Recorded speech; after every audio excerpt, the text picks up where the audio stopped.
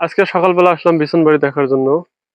এসে দেখি যে বিছন বাড়িতে ইঁদুরের আক্রমণ। দেখেন কি অবস্থা করেছে ইঁদুর।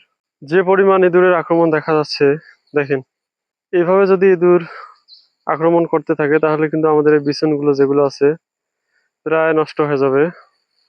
দেখেন কি পরিমাণ গর্ত করেছে। ইঁদুর যদি এইভাবে বিছন নষ্ট করে দেয় তাহলে আমরা জমিতে গাড়বো কি? আর সেখান থেকে আমাদের ফলনই হবে কি? দেখেন। আর ইঁদুর তাড়ানোর জন্য যদি আপনাদের কাছে কোনো পরামর্শ থাকে তাহলে অবশ্যই জানাবেন। কারণ এই ইঁদুরের আক্রমণে দেখেন আমাদের বিছনগুলো কি অবস্থা হয়েছে।